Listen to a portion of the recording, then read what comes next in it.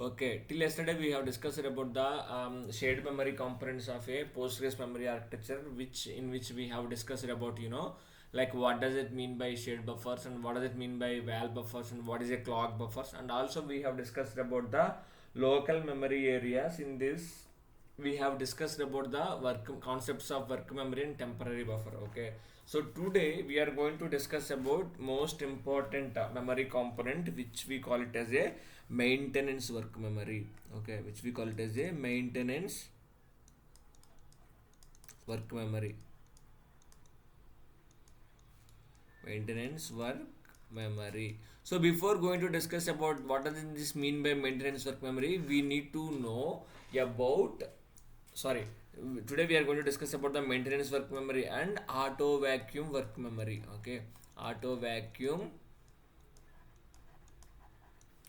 work memory. Before discussing about this auto vacuum work memory, okay, before discussing about this auto vacuum work memory, we should know about what does it mean by auto vacuuming. This is very important. Okay, what does it mean by auto vacuum operation in Postgres, and what is the purpose of it? What are the ways to perform this auto vacuuming? Those things you need to understand. Once we are done with this concepts of auto vacuum, then we will be discussing about the auto vacuum work memory. So first of all, we are trying to understand about what does it mean by auto vacuuming. Okay, before going to that auto vacuuming process, let's say you can take any database. Okay, it can be Oracle or it can be Postgres or it can be DB2 or it can be SQL Server.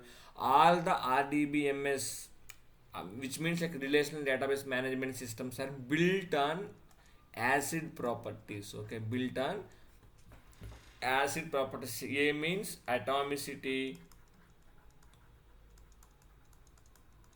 consistency,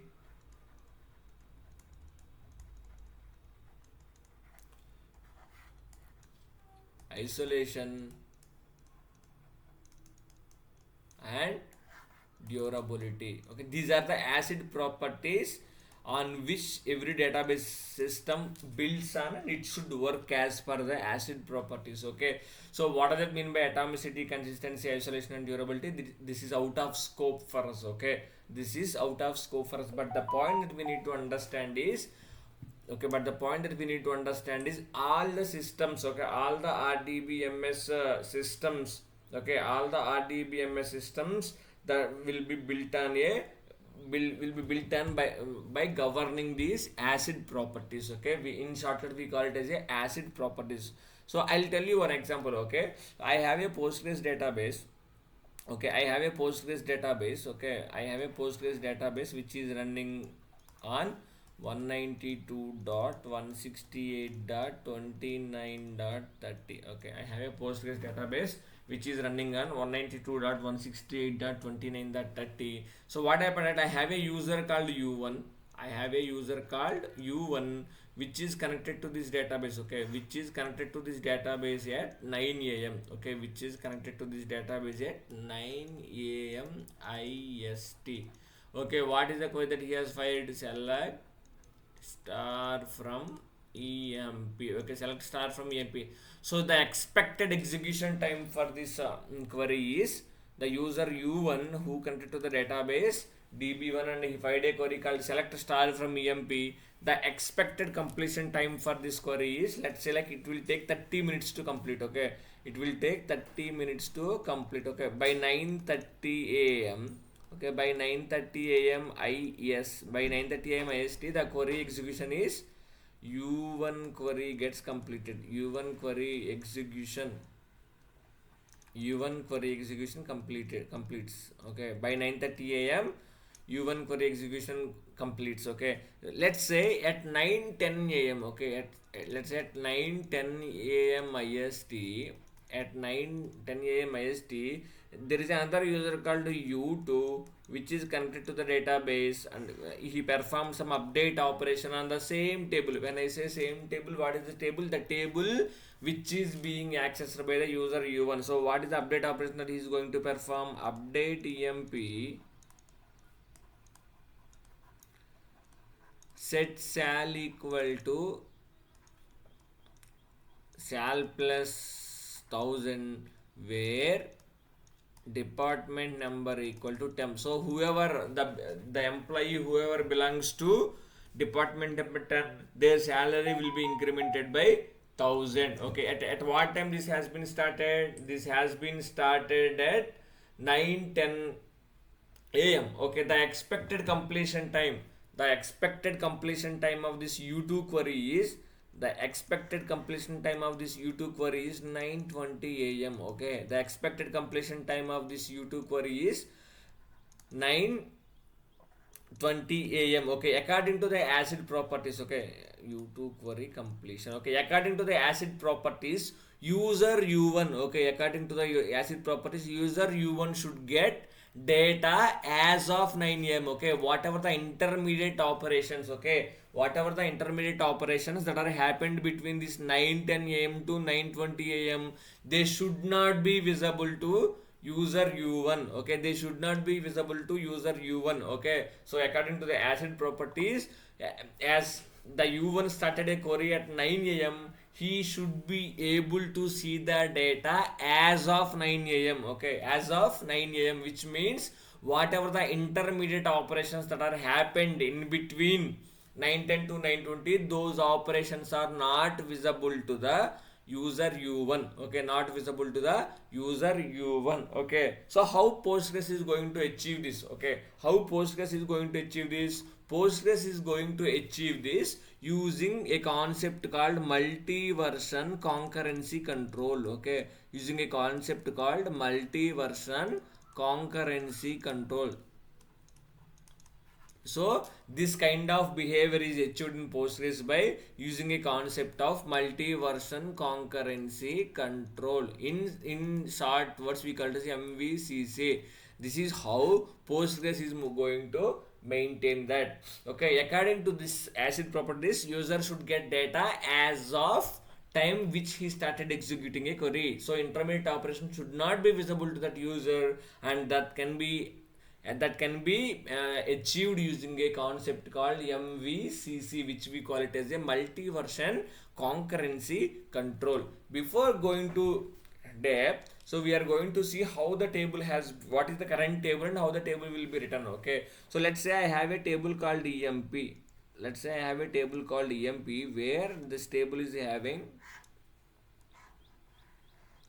employee name, employee number, employee name, salary, and DEP department. Okay, so I have employee number 1, I have employee number 2, I have employee number 3. So employee name is A, B, C, salary is 1000, 2000 and 3000. Department number is 10, 20, 30. Okay, so let's say we have performed an operation called update EMP set sal equal to sal plus 1000 where department number equal to 10 for the employee who belongs to department number 10, the salary is incremented by 1000. Now let's see the updated table. Okay, now let's see the updated table. Okay, so the updated table would be employee number, employee name, salary, and department. Okay, employee number, employee name, salary, and department. For this, employee number is 1 A. Okay, 1A, 2000. So salary is incremented by 1000 for the employee who belongs to department number 10. So the updated salary is 2000 again. Now observe it carefully. Okay, again what happens, right? Again the employee number is 1, employee name is A, salary is 1000, and department number is 10. Okay, again, so employee number is 2, employee name B, 2000, and department number is 20, and employee number is 3, employee name is C, 3000, and department number is 30. If you observe it carefully, so the old value, okay, the old value is still available in the table. The old value is still available in the table. So why it is still available in the table? Why it is still available in the table is to achieve the multi-version concurrency control. This row we call it as a dead row. This, the old row, we call it as a dead row or dead tuple. The old row is, we call it as a dead row or dead tuple. To understand more on this, okay, to understand more on this, MVCC, multi-version concurrency control, is in Postgres. Multi-version concurrency control is achieved using a concept of dead tuple or dead row. Now, so, and one more thing is in Postgres, update operation, okay, update operation technically is nothing but insert plus delete, which means a new row will be inserted with the updated value. A new row will be inserted with the updated value. A new row will be inserted with updated value, whereas old row will be marked as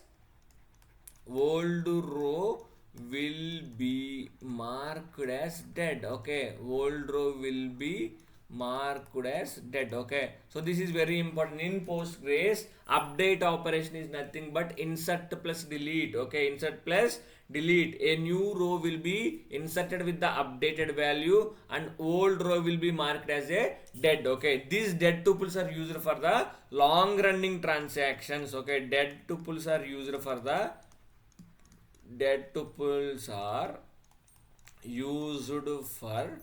long running transactions. Okay, dead tuples are used for the long running transactions. Okay, this is how the Postgres is going to maintain a multi-version concurrency control. And to understand more on this, in this example, as I said, like user U1 who started his query at 9 a.m. this is going to get completed by 9:30 a.m. Okay, and user U2 who started his update operation at 9:10 a.m.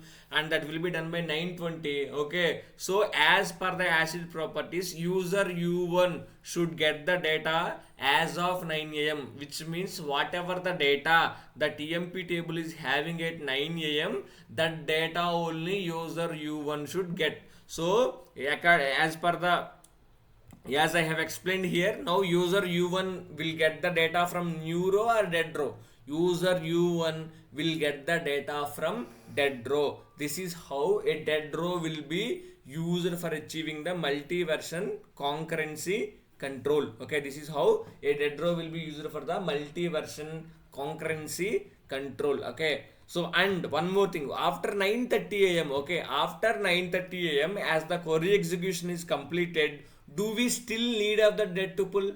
No, we don't need those dead tuples. Okay, so as we don't know, we don't need these dead tuples, so there should be a way to remove these dead tuples. Okay, there should be a way to remove the dead tuple, that is called as a vacuum. Okay, vacuum is an operation to perform vacuum.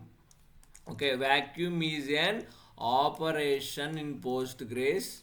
Vacuum is an operation in Postgres. Okay, vacuum is an operation in Postgres to remove the dead tuples.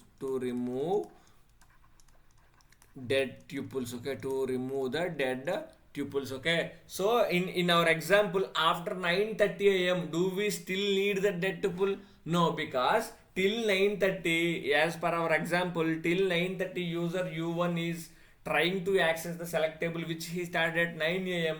So that data he has to get it from the dead tuple. That is the reason why the dead tuple is in use till 9:30 a.m. IST. Once his execution is completed and this dead tuple is nowhere used. Okay, so what happens if we don't remove dead tuples? What happens, right? If we don't remove the dead tuples from the table, then what happens is like So the dead tuples are getting accumulated on the table. Okay, those dead tuples will get accumulated on the table. Then the time it will take to scan the table increases. When the time it will take to scan the table increases, what happens? The performance of a query will decreases. Okay, so vacuum is an operation in PostGres to remove the dead tuples. Okay, so how to check these dead tuples, how to perform vacuuming, how to perform what does it mean by auto vacuum, those things we will be discussing in detail in the other classes. Okay, so there is a separate class for this vacuuming and auto vacuum, but for to understand this main auto vacuum work memory, you should know the basics of a vacuuming. Okay, vacuum is an operation in Postgres to remove the dead tuples. Okay, to remove the dead tuples. Okay, how we will perform a vacuum operation. Okay, if you want to perform, Sorry, yes. sorry, Chalim here. I have one doubt. Okay, so we should perform this vacuuming operation. How we will perform the vacuum operation? So if you want to perform a vacuum operation on a table, the syntax for performing the vacuum operation is vacuum space schema name dot table name, schema name dot table name. Okay, if you want to perform vacuum at database level, just connect to the database slash db1. How to connect and all those things we will be discussing in later classes. Okay, just connect to the database db1 and run like vacuum.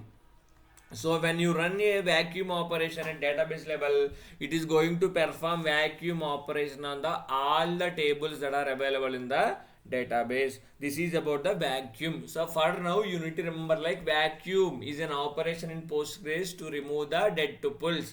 What does it mean by dead tuple? Okay, in Postgres, whenever you perform an update operation, it is technically an insert plus delete, which means a new row will be inserted with the updated value and old row will be marked as a dead. These old rows are used for the long running transactions. Okay, so if you want to remove these dead tuples, okay, if you want to remove these dead tuples, we need to perform a vacuum operation. And one more important point that you need to understand is, let's say, okay, one more important point is, let's say at 9 a.m. you have started a select query and 9:30 a.m. it is getting completed. Okay, at 9:25 a.m., okay, at 9:25 you try to perform a vacuum operation. Okay, you try to perform a vacuum operation, then the dead tuples which are there in the emp table will not be removed. Okay, the dead tuples which are there in the emp table will not be removed because these dead tuples are still being used by whom? These dead tuples are still being used by the user u1. So in between if you perform, okay, in between if you perform any vacuum operation also, whatever the dead tuples that are needed for user u1 will not be removed from the emp table. Okay, will not be removed from the emp table. So though vacuum operation is successful, the dead tuple number will be same. Okay, the dead tuple number will be same. And in Postgres we have another operation called analyze. In Postgres we have another operation called analyze. What does it mean by analyze? Analyze is used to gather the statistics. Analyze is used to gather the statistics. Analyze is used to gather the stats. Okay, analyze is used to gather the statistics. And okay, how we will be performing the statistic, how we will be gathering the statistics for a particular table? The simple syntax is analyze space schema name dot table name, analyze space schema name dot table name. So then, so how to perform analyze operation at database level? Just connect to the database and run like analyze. Okay, then this will perform analyze operation on the entire database, which means whatever the tables that are available in the database will be analyzed. Okay, so whatever the discussion that has been, that we have discussed so far is about the analyze and vacuum operations. When I say vacuum and analyze, we as a database administrator logging into the system and performing this vacuum and analyze operations. So now what does it mean by auto vacuuming? Okay, now what does it mean by auto vacuuming? What does it mean by auto vacuum? Auto vacuum contains two operations. Okay, one is auto vacuum,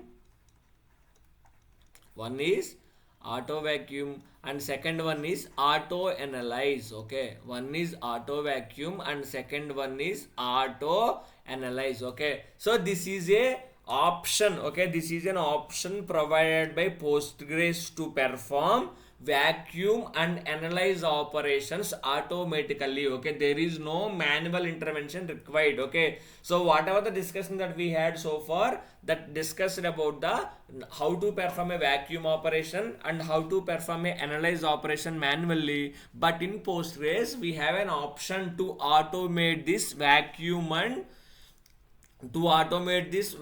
and analyze operation. So how, what with the concept of auto vacuuming. Okay, so auto vacuuming is by default, it is enabled. By default auto vacuuming is enabled. Okay, so so using this auto vacuum feature, so if we are going to perform the vacuum operation manually, then we call it as a vacuum. If the system is going to perform the vacuum operation, then we call it as a auto vacuum. If we are going to perform a analyze operation, then we call it as a analyze. If the system is going to perform, okay, if the system is going to perform an analyze operation, then we call it as a auto analyze. Okay, so that there is no fundamental, the work that is being done by either normal vacuum or auto vacuum is one and the same, but the behavior, like how it is getting invoked, is different. Okay, for the normal vacuum as a DBA, we are invoking the system, we are invoking and we are connecting to the database and we are invoking the vacuum operation by running, by typing some syntax and all. And but in case of auto vacuum, that system automatically triggers. Okay, system automatically triggers this auto vacuum operation when, okay, and auto analyze means when you run the analyze manually, it is a normal analyze. When the system is going to trigger the analyze operation on a table, then we call it as a auto analyze. Apart from this, there is no fundamental difference between vacuum and auto vacuum or analyze and auto analyze. The work that is being done by being done is one and the same. But so with the help of a auto vacuuming concept, the vacuum and analyze operations are automated. So when I say the system is going to perform the auto vacuum and auto analyze operations, the moment I say the system is going to perform or the system is going to trigger the auto vacuum and auto analyze operation, the question that you will get is when. The question that you will get is when. So when you are going to, when the system is going to trigger the auto vacuum and auto analyze operations. Okay, so when the system is going to trigger auto vacuum and auto analyze operation is depending upon one formula. Okay, auto vacuum, okay, auto vacuum, vacuum threshold equal to auto vacuum, vacuum threshold, auto vacuum threshold equal to number of tuples in the table, number of tuples, okay, number of tuples into auto vacuum scale, auto vacuum scale factor, auto vacuum scale factor, auto vacuum scale factor plus auto vacuum threshold. So depending upon this formula, whenever a table meets this threshold, then the auto vacuum operation will be triggered. Okay, so what is the formula? Auto vacuum threshold for a table equal to number of tuples means number of rows into auto vacuum scale factor plus auto vacuum threshold. This auto vacuum scale factor and auto vacuum threshold, both are parameters. Okay, both are parameters and we can change accordingly. How to change this parameter, and so that we will be discussing about how to see the value of these parameters and how to change these parameters, that we will be seeing it in the concept of parameters. Okay, parameter file management. Okay, so by suppose let's say, so what is the default value is auto vacuum scale factor, the default value is 20%, which means like 0.2. And auto vacuum threshold value, the default value is 50. If you want to change, you can change it. Let's say I have an EMP table. Okay, let's say I have a EMP table with 1000 rows. I have a EMP table with 1000 rows. Let's calculate the formula. So 1000 into 0.2 plus 50, which means like 250. Okay, which means like 250. Whenever the table EMP contains 250 number of dead tuples, whenever the EMP table contains 250 number of dead tuples, then the vacuum or auto vacuum process will be triggered.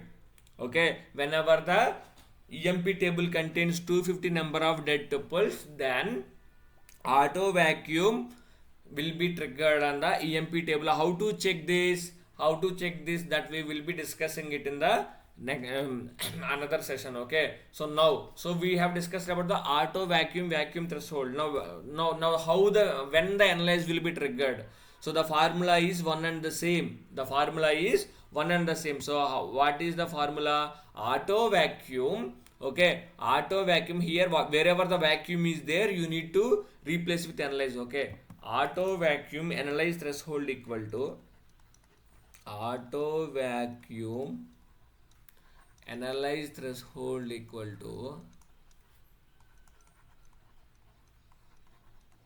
auto vacuum analyze threshold equal to number of tuples into, the formula is one and the same, number of tuples into auto vacuum analyze scale factor. Wherever vacuum is there, you need to remove it with the analyze. Auto vacuum analyze scale factor plus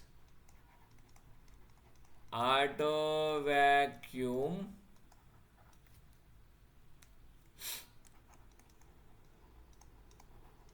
analyze threshold. Okay, let's say I have so what is the number of tuples means number of rows. This value is 0.1, which is like 10%, and this value is again 50. Okay, now let's say I have a table called EMP with the number of rows is 1000. Then let's calculate the formula, 1000 into 0.1 plus 50, which is like 150. Whenever there are 150 times, if the 150 number of operations that are going to happen in table, then the analyze then the analyze will be triggered automatically on that table. Can't we perform this vacuum and analyze operations manually? Yes, we can perform the vacuum and analyze operations manually, but every time we can't connect and perform, right? So that is the reason why. So this auto vacuum feature will be very helpful in Postgres. It keeps on checking or it keeps on scanning all the tables that are available in the Postgres system too, and whenever whenever a particular table reaches a particular threshold that is mentioned using the formulas, the auto vacuum or auto analyze operation will be triggered automatically. Now the point is, who is going to perform this auto vacuuming operations? Okay, who is going to perform this auto vacuuming operations? There is a process called auto vacuum worker. Okay, there is a process called auto vacuum worker. Okay, auto vacuum worker is a process which is responsible for performing the auto vacuum and auto analyze operations. How many workers will be created? Okay, how many auto vacuum workers will be created, that we are going to see now. How many auto vacuum workers will be created? The number of auto vacuum workers creation is depending upon a parameter called auto vacuum underscore max underscore workers. Okay, so depending upon these parameters, these many number of auto vacuum workers will be created to perform the auto vacuuming and auto analyze operations. What is the default value? The default value is 3. Okay, the default value is 3. We have another process called auto vacuum launcher. Okay, we have another process called auto vacuum launcher. What is the purpose of it? Auto vacuum launcher is a master process. Okay, auto vacuum launcher is a master process which is responsible for auto vacuum launcher is a master process which is responsible for creating or which is responsible for creating the auto vacuum workers depending upon a parameter auto vacuum underscore max underscore workers to perform the auto vacuum and auto analyze operations. Okay, so auto vacuum launcher is a process which is responsible for creating the auto vacuum workers depending upon a parameter called auto vacuum underscore max underscore workers, and this auto vacuum worker is a process which is responsible for performing this auto vacuum and auto analyze operations. So now what with the help with the knowledge whatever we have gained so far, let's try to understand the auto vacuum work memory. Auto vacuum work memory. So what does it mean by auto vacuum work memory? So this is a local or private memory area and it is a RAM based memory area. This is a RAM based memory area. So what is the parameter? Auto vacuum underscore work underscore mem. Auto vacuum underscore work underscore mem is a parameter, and what is the default value? Default value is -1.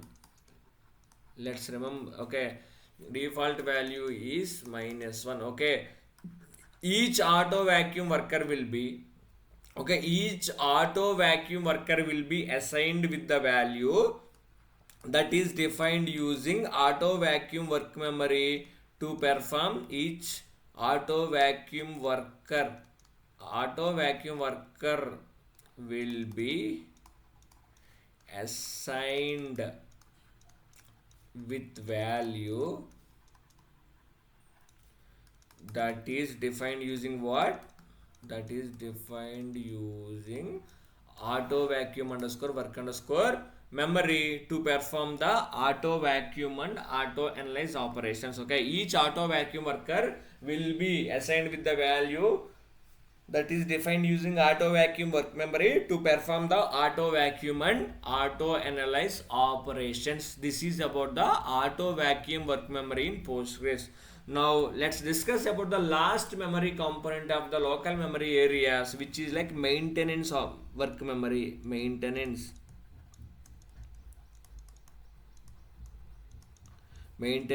work memory.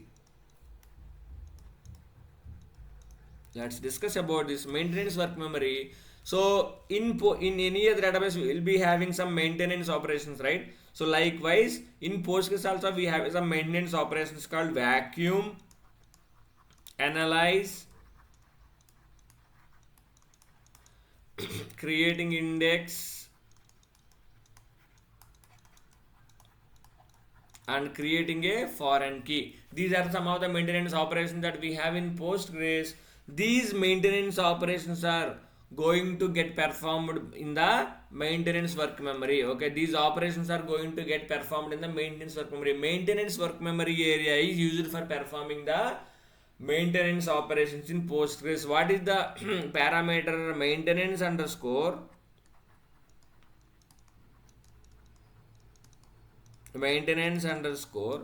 work underscore mem. Maintenance underscore work underscore mem is the parameter. Okay, whenever you are trying to perform any of these maintenance operations that are listed above, those operations are going to get performed in the maintenance work memory area. Okay, maintenance work memory area. Now okay, let's say you got a request from the app team.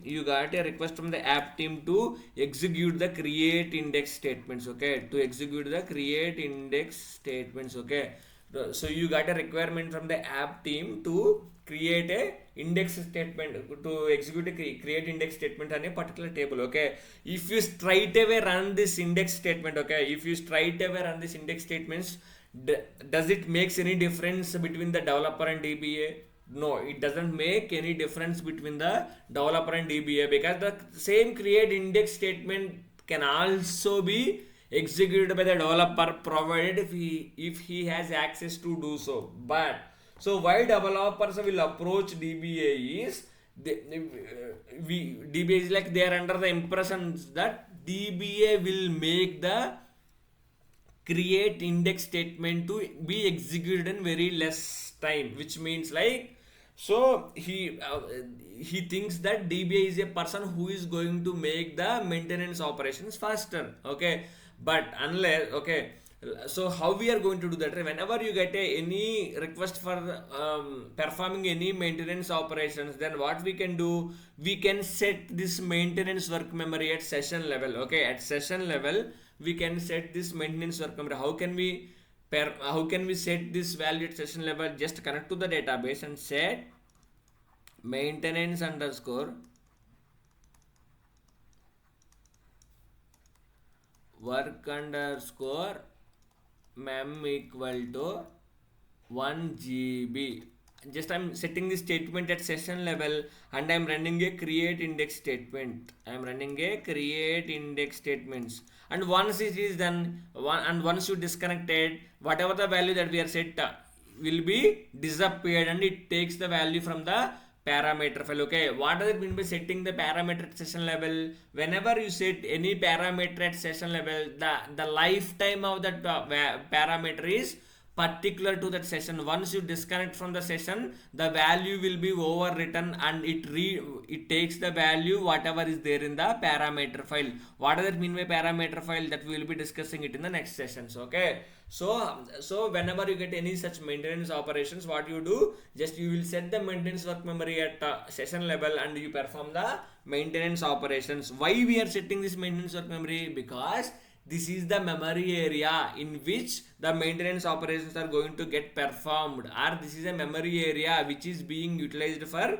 performing the maintenance operations. And there is a relationship between auto vacuum work memory. There is a relationship between auto vacuum work memory and maintenance work memory. Auto vacuum work memory and maintenance work memory. So if you remember, maintenance work memory, okay, maintenance work memory, if you remember, so what is the default value of auto vacuum work memory? The default value of auto vacuum work memory is -1. The default value of auto vacuum work memory is -1. So with that understanding, so we are going to identify the relationship between auto vacuum work memory and maintenance work memory. If the auto vacuum work memory is -1, okay, if the auto vacuum work memory is -1, then each auto vacuum worker will be assigned with the value that is defined using maintenance work memory. Each auto vacuum worker will be assigned with the value that is defined using maintenance work memory. If the auto vacuum work memory is anything other than -1, let's say like 10 MB, then each auto vacuum worker will be assigned with this 10 MB to perform the auto vacuum and auto analyze operations. Okay, auto vacuum worker will be assigned with the value that is defined using auto vacuum work memory. The simple logic is, if the auto vacuum work memory is -1, then each auto vacuum worker will be assigned with the value that is defined using maintenance work memory. If the auto vacuum work memory is anything other than -1, then each auto vacuum worker will be assigned with the value that is defined using auto vacuum underscore work underscore memory. With this, we have completed the entire memory based architecture. In the next session, we will be seeing the process based architecture. Okay, in the next session, we will be seeing the process based architecture.